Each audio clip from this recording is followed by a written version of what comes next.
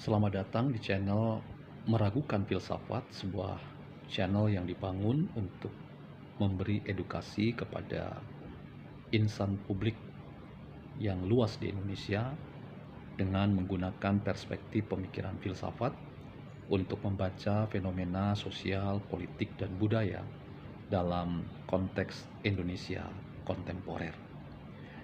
Dalam kesempatan kali ini saya mengajak teman-teman untuk berdiskusi tentang sebuah perspektif pemikiran filsafat yang dikembangkan oleh William James, seorang filsuf yang sering kali disebut sebagai pemikir yang turut melahirkan sebuah genre filsafat yang disebut dengan filsafat pragmatisme.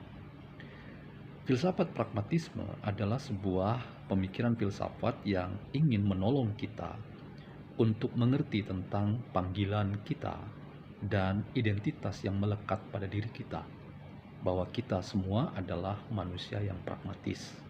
Mengapa? Karena sesungguhnya setiap kita dipanggil dengan panggilan yang luhur, yang mulia, bahwa kita ingin memberi manfaat bagi lingkungan di sekitar kita.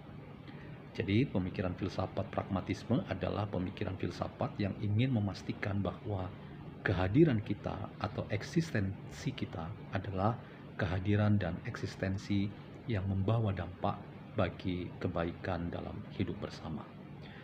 Nah, teman-teman, problem kita adalah bahwa kata pragmatisme itu sendiri sudah sangat peyoratif, artinya berkecenderungan dimaknai negatif. Orang yang pragmatis seringkali dianggap orang yang mudah berubah-ubah atau tidak punya pendirian atau tidak punya prinsip. Seorang pragmatis dianggap orang yang hanya ingin mencari selamat sendiri. Dia tidak peduli dengan nilai-nilai yang ingin diperjuangkan dalam rangka sebuah kepentingan ideologis tertentu yang diyakini itu benar, yang diyakini itu lebih tepat. Nah, dalam konteks seperti itu, saya ingin menawarkan gagasan pemikiran yang kiranya itu bisa dianggap sebagai pemikiran yang alternatif, yang datang dari seorang yang bernama William James, yang ingin mengajak kita untuk memulihkan kembali istilah pragmatisme itu sebagai sesuatu yang positif. Seseorang dianggap pragmatis karena memang ia ingin bermanfaat dan memberi manfaat dalam rangka hidup bersama di tengah-tengah orang-orang lain, bahkan di tengah-tengah jaringan-jaringan sosial yang lebih besar. Kalau kita ingin memakai lensa pemikiran filsafat pragmatisme William James dalam rangka kita berbicara tentang pemilihan kepala daerah Jakarta, saya ingin mengajak kita membaca figur alternatif yang ada pada sosok muda yang bernama Kaisang Pangarep. Nama Kaisang Pangarep sekarang sering dimunculkan oleh banyak kalangan, banyak pihak untuk menjadi tokoh alternatif yang mewakili kalangan milenial untuk turut serta mendulang suara dalam pemilihan kepala daerah Jakarta. Setidaknya kegamangan Partai PDI Perjuangan dan Partai Keadilan Sejahtera untuk menemukan figur pendamping bagi Andika Perkasa maupun figur pendamping bagi Anies Baswedan itu kemudian melahirkan semacam upaya untuk menemukan figur yang kiranya itu dapat menjadi figur alternatif, paling tidak dianggap bisa menguntungkan siapapun yang akan mengusung Kaisang Pangarep dalam rangka maju sebagai kandidat untuk mendampingi figur gubernur yang dicalonkan oleh PDIP maupun PKS. Secara pragmatis kita boleh melihat bahwa Kaisang Pangarep punya beberapa catatan-catatan positif untuk kita pertimbangkan. Misalnya, ia adalah seorang tokoh muda. Memang banyak orang yang masih meragukan kapasitas dan penerimaan publik terhadap kemampuan tokoh ini. Tetapi bahwa ia adalah figur dari representasi kalangan milenial yang diharapkan sangat mewakili kepentingan kaum milenial, kita tidak pernah meragukan.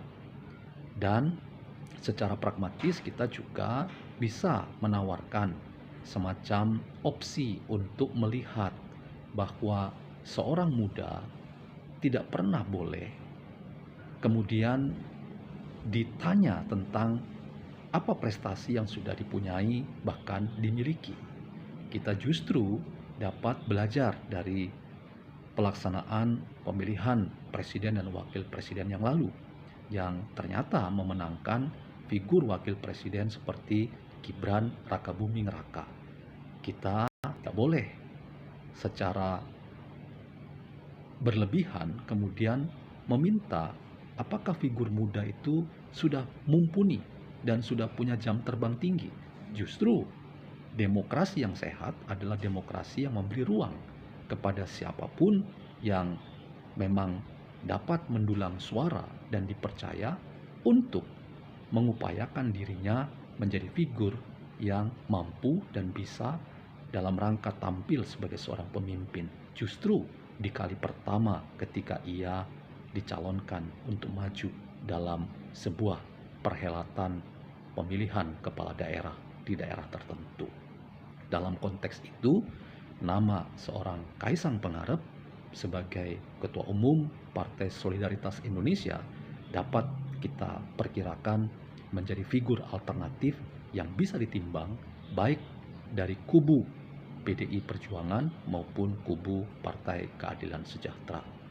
Catatan berikutnya adalah bahwa kita tentu memiliki harapan besar agar pragmatisme yang sehat itulah yang harusnya menjadi bagian dalam rangka kita ingin melihat bagaimana figur-figur yang maju dalam pemilu kepala daerah di Jakarta itu adalah figur-figur yang memang ingin menjadi seorang yang bermanfaat bagi lingkungan masyarakat yang dipimpin oleh mereka.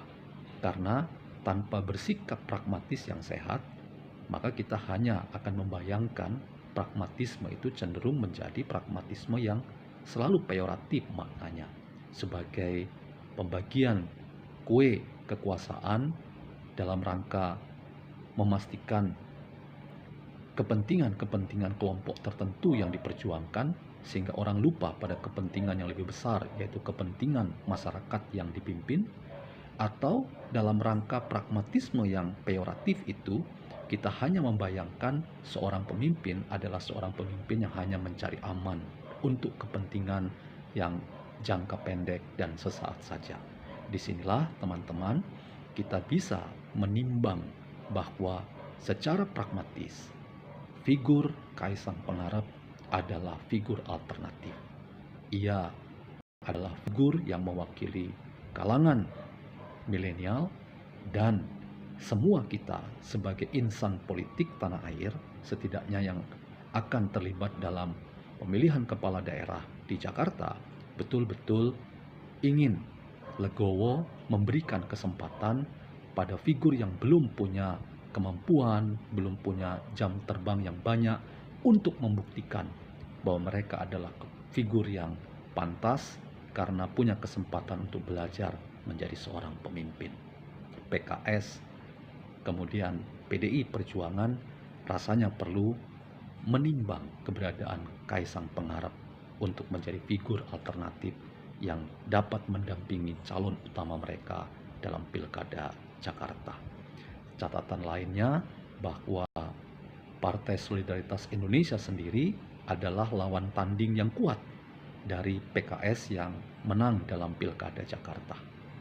PKS mungkin akan menimbang dengan baik posisi PSI ketika pemilu kepala daerah akan berlangsung di Jakarta.